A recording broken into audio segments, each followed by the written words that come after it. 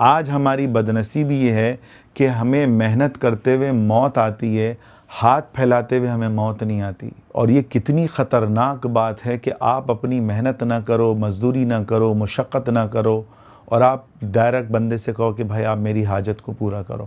آپ سوال کر سکتے ہو، اگر آپ کے پاس 2 وقت کی روٹی نہیں ہے، شریعت آپ کو اجازت دیتی کہ آپ سوال کر سکتے ہو، لیکن آپ کے پاس 2 وقت کا کھانا ہے، پھر آپ کا سوال کرنا خطرناک ترین احادیث میں اس کی وعیدیں موجود ہیں۔ بخاری اور مسلم کے الفاظ ہیں کہ جو شخص بغیر حاجت کے سوال کرتا ہے وہ قیامت کے دن اس حال میں آئے گا کہ اس کے چہرے پر گوشت نہیں ہوگا، صرف ہڈیوں کا ڈھانچہ، صرف ہڈیاں ہی ہڈیاں ہوں گی، گوشت سے خالی یہ چہرہ ہوگا، اور لوگوں کو پتہ چل جائے گا یہ وہ بدنصیب ہے جو لوگوں سے بغیر ضرورت کے سوال کرتا تھا۔ اچھا، بعض بھکاری ایسے ہوتے ہیں کہ ان کے پاس پیسہ ہوتا ہے۔ سعودیہ میں ایسے بھکاری مرنے کے وقت پتہ چلا بوریوں کی بوریاں ڈالر، ریال، پاؤنڈ نکلے، کروڑوں روپیہ جمع ہیں۔ انڈیا میں بھی کتنے ایسے بھکاری نکلے، پتہ چلا 3 گھر کرائے پہ دیے ہوئے ہیں، بھائی صاحب گاڑی میں آتے ہیں اور جو ہے لوگوں سے بھیک مانگتے ہیں، اور گاڑی کو پارک کیا، اور باہر ملک میں ایسے بھکاری بھی موجود ہیں۔ تو ایسے لوگوں کے بارے میں حدیث ہے، ذرا غور سے سنیں۔ صحیح مسلم کی حدیث ہے 1041، جو شخص لوگوں سے سوال کرتا ہے کس لیے کہ اپنے مال کو بڑھائے، اس کے بعد 2 وقت کی نہیں مہینوں کی روٹیاں موجود ہیں، تو آپ صلی اللہ علیہ وسلم نے فرمایا وہ جہنم کے انگاروں کو جمع کر رہا ہے۔ پھر فرمایا کہ اب اس کے اوپر ہے وہ زیادہ جمع کرے یا کم جمع کرے۔ میرے عزیزوں، سوال کرنا ہے تو اللہ سے مانگو، تو جب بھی ضرورت ہو ہم اللہ سے مانگے۔ اللہ کہہ رہا ہے ادعونی استجب لکم، تم مجھ سے مانگو میں تمہاری دعاؤں کو پورا کروں گا۔ اور جو بغیر حاجت کے مانگتا ہے، مسلم شریف کی حدیث ہے، جو شخص بغیر ضرورت کے لوگوں سے مانگتا ہے وہ اپنے پیٹ میں آگ کو بھر رہا ہے۔ یعنی مانگ کے جو حاجت نہیں تھی، اس کے بعد پیسہ تھا پھر بھی مانگ رہا ہے، تو وہ اپنے پیٹ میں آگ کو بھر رہا ہے۔ اور سنن ابو داؤد کی حدیث ہے، جو بغیر ضرورت کے سوال کرتا ہے، بغیر ضرورت کی کیا مطلب 2 وقت کی اس کے بعد روٹی ہے پھر بھی سوال کر رہا ہے، آپ صلی اللہ علیہ وسلم نے فرمایا یہ وہ جو سوال کر رہا ہے یہ جہنم کا سوال کر رہا ہے، گویا کہ اپنے لیے جہنم کو ان پیسوں کے بدلے میں خرید رہا ہے۔ اللہ تعالی ہماری حفاظت فرمائے۔ صحیح بخاری، صحیح مسلم کی حدیث ہے کہ کسی آدمی کے لیے روٹی کے لیے رسی لے کر پہاڑ پہ چڑھ کر پیڑ کاٹنا، فرمایا کہ یہ زیادہ آسان ہے بنسبت کہ وہ لوگوں سے سوال کرے، یہ اس کے لیے خطرناک ہے۔ یعنی آپ محنت کر سکتے ہو، مشقت کر سکتے ہو، پھر بھی آپ مانگو۔ آج ہمارے یہ سیلانی اور جو کھانا کھلانے والے ہیں، انہوں نے قوم کا بیڑا غرق کر دیا۔ میں آپ کو حقیقت بتا رہا ہوں، مرد کیا کرتے ہیں، وہ وہاں سے کھانا کھا کے آ جاتے ہیں، گھر میں کچھ بھی نہیں لاتے، کیرم بورڈ میں لگے ہوئے ہیں، نشے میں لگے ہوئے ہیں، کھانا وہاں سے مفت کا مل جاتا ہے۔ عورتیں کیا کریں؟ اور میں گھر کی اسٹوری بتا رہا ہوں، ماسیاں جو ہمارے گھروں میں کام کرتی ہیں، ماسی نے خود بتایا کہ میرا شوہر کچھ نہیں کرتا، وہ تو باہر سے کھانا کھا کے آ جاتا ہے، دوپہر کو بھی مل جاتا ہے، رات کو بھی مل جاتا ہے، گھر میں سونے آتا ہے، خواہش پوری کرنے آتا ہے، اور مجھ سے کوئی ہماری اس کو کوئی فکر نہیں، اس لیے ہمیں گھروں میں کام کرنا پڑتا ہے۔ تو خدا را ان لوگوں کو دیں، لیکن سوچ سمجھ کے علماء سے پوچھ کے دیں، ایسے لوگوں کو دیں جو سفید پوش ہوں۔ اچھا، یہ جو ساری میں نے تمہید آپ کو بتائی تھی، اس پہ کیا کتنے ایسے لوگ ہیں جنہوں نے مجھ سے پیسے لیے، ہم سے مال لیا کہ مولانا آپ ہیلپ کریں، مال ہمیں دیں، ہم نے ان کو دیا 1 لاکھ کا مال، 2 لاکھ کا مال، 3 لاکھ کا مال، آج تک ہمیں پیسے نہیں ملے۔ تو کوشش کریں کہ بھائی کسی کا قرض لیں، کسی کا مال لیں، اپنی حاجت کا سوال کریں تو اس وقت سوال کریں جب آپ بالکل اتنی ضرورت مند ہو جس کی کوئی انتہا نہیں۔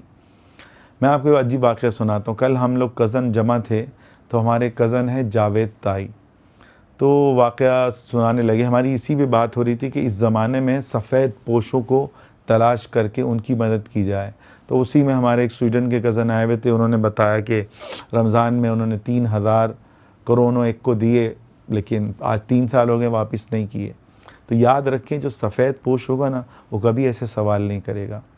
تو یہ جو میں نے وعیدیں سنائی ہیں اس واقعے کی بنیاد پہ سنائی ہیں، تو ہمارے کزن جاوید تائی نے پھر ایک واقعہ سنایا۔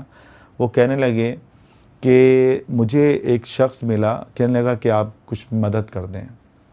تو کہنے لگے، میں نے اس سے پوچھا کہ تم کیا کرتے تھے؟ اس نے کہا میں فروٹ کی ریڑھی لگاتا تھا، والد بیمار ہو گئے، ان کی بیماری میں وہ خرچہ آ گیا، اور وہ پیسے میرے ختم ہو گئے. 5-10 ہزار روپے میرے پاس ہوتے تھے, اینی ٹائم میں اس سے فروٹ بیچتا اور اس سے جو پروفٹ ملتا اس سے گھر کا خرچہ چلاتا.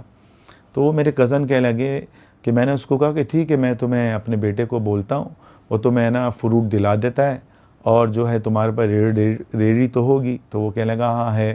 اب جب اس کو لے جانے لگا تو مجھے کہنے لگا نہیں آپ چھوڑ دیں, بھی کہاں آپ میرے کو لے کے جا رہے ہیں, اور بس چھوڑ دیں میں خود کر لوں گا. کہنے لگا نہیں, میں نے اس کو پکڑا, میں نے کہا نہیں بتاؤ تم بھاگ کیوں رہے ہو, تم تو یہ تو ضرورت تھی. یعنی اس کو فروٹ منڈی میں بھی جانے میں موت آ رہی ہے, اور یہ بندے بھائی صاحب اس کو لے کے جا رہے ہیں ثواب کی نیت سے. پھر وہ کہنے لگا کہ بھائی میں 5,000 روپے تو دن میں ایسے ہی کما لیتا ہوں, تو میرا کام ہی سوال کرنا ہے. تو گویا کہ وہ عادی مجرم تھا. ایسے لوگوں میں تو عزت ٹکے کی نہیں ہوتی. ناروے سے میرے ماموں آئے ہوئے تھے, ہم ان کے ساتھ بیٹھے ہوئے تھے. ایک نوجوان آیا, وہ پین بیچ رہا تھا. تو ماموں نے اس کو بولا بیٹا کتنے کے بیچ رہا ہو؟ اس نے کہا کہ میں اتنے کے بیچ رہا ہوں. تو ماموں نے کہا ٹھیک ہے مجھے یہ پین دے دو. غالباً وہ 25 روپے کا ایک پین تھا, تو اس سے 5 پین لیے. تو اس نے کہا میرے پاس کھلا نہیں ہے. تو وہ نوجوان پیسے لے کے گیا 1000 روپے, اور پھر واپس ہی نہیں آیا. تو میں نے کہا ماموں یہ تو آپ نے بہت گناہ کیا. بولا نہیں میں اس کا ایمان چیک کر رہا تھا. میں نے کہا نہیں, جب آپ کو شک بھی ہے آپ کسی کو حرام کھانے کا موقع نہ دو. اور وہ ہم آدھے گھنٹے بیٹھے رہے, وہ نوجوان واپس آیا ہی نہیں. تو بھائی یہ جو پین لے کے کاپی لے کے جو مانگ رہے ہوتے ہیں, ان میں سے 90% 80% وہ لوگ ہوتے ہیں کہ جو صرف اس لیے بیچ رہے ہوتے ہیں کہ آپ ان سے کوئی چیز لو تو پھر نہیں لو تو آپ کہیں گے باجی تھوڑی مدد کر دیں, ہیلپ کر دیں, ہمارے گھر میں تنگی ہے. آپ کو ہمارے طارق روڈ والی لائن میں تو بہت سے ایسے ملیں گے, کوئی تولیہ بیچ رہا ہے, کوئی کیا بیچ رہا ہے. تو بھائی ایسے لوگوں کی مدد کریں جو سفید پوش ہوں. جیسے میں نے آپ کو بتایا, میں نے خود ایک بھکاری سے کہا, میں نے کہا تمہیں شرم نہیں آتی, تم ہٹے تگڑے ہو, مستنڈے ہو, اچھا خاصا بھاری ہوتا. میں نے کہا پھر بھی مانگ رہے ہو. تو کہنے پتہ ہے کیا کہا اس نے, وہ کہنے لگا کہ یہی ہمارا پیشہ ہے. میں نے کہا کیا مطلب؟ بولا ہم نسل در نسل جو ہے نا بس مانگتے ہی آ رہے ہیں, ہمارا کام ہی مانگنا ہے اور ہمیں کوئی کام نہیں آتا. تو ہم لوگوں نے ان کی عادت خراب کری ہے. یاد رکھیں ایسے کو دینا ثواب نہیں ہے, اللہ کی قسم گناہ ہے. آپ جو وہ گناہ کریں گے, سوال کریں گے بغیر حاجت کے, آپ ان کو محنت سے مشقت سے آپ دور کر رہے ہو ایسے لوگوں کی مدد کر کے. واللہ آپ نیکی نہیں کما رہے, آپ گناہ کما رہے ہو. ایسے لوگوں کی مدد کرنا جو آپ کو فٹ پاتھوں پہ ملتے ہیں اور آپ کو بارہا دکھتے ہیں, وہ عادی مجرم ہیں, عادی گناہ گار ہیں. اور جو مسجد میں سوال کرے اور مسجد میں باہر لوگ دے رہے ہوتے, میں نے درجنوں دفعہ دیکھا, وہ بھائی کبیرہ گناہ ہے مسجد میں سوال کرنا. اور جو اس کو دے رہا ہے نا واللہ وہ بھی کبیرہ گناہ میں شریک ہو رہا ہے. کیوں؟ اس نے کبیرہ گناہ کیا, آپ اس کی ہیلپ کر رہے ہو. مسجد کے باہر وہ کھڑا ہوا ہے, آپ اس کو دیتے جا رہے ہو, آپ اس کے گناہ میں شریک ہو رہے ہو, اس کو شے مل رہی ہے.